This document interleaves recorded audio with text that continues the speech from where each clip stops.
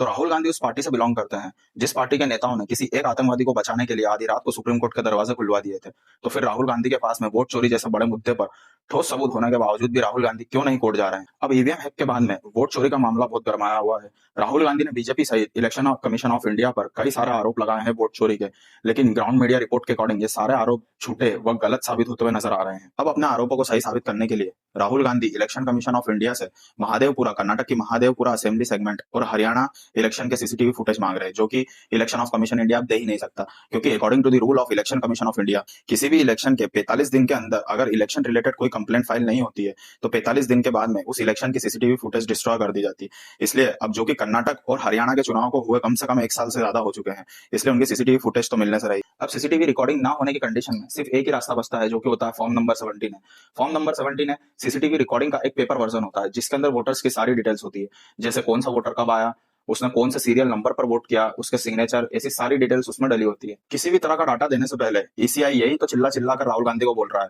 कि एक undertaking oath return affidavit हमको दे दो, लेकिन राहुल गांधी वो एफिडेविट नहीं दे रहे हैं इलेक्शन कमीशन ऑफ इंडिया को। और दूसरा रास्ता बचता है कि कोर्ट के थ्रू एक्सेस करा लिया जाए डाटा, लेकिन राहुल गांधी कोर्ट भी नहीं जा रहे हैं, क्योंकि कोर्ट में तो इनको सॉरी बोलना पड़ जाता है, वो भी रिटर्न में। कुल मिलाकर बात यह है कि अगर वाकई में वोट चोरी हुई है तो राहुल गांधी को सारे सबूत लेकर के कोर्ट जाना चाहिए, और अगर वो कोर्ट नहीं जा रहे हैं तो फिर दूसरे मायने में हम यही बोल सकते हैं कि वो कुल मिलाकर पब्लिक को बलगरा रहे हैं। उन्होंने अपने प्रेजेंटेशन में कई बार जेंजी वर्ड यूज किया है, तो कुल मिलाकर के वो भारत के यूथ और जेंजी को एक बड़ा प्रोटेस्ट करने के लिए प्रोवोक कर रहे हैं।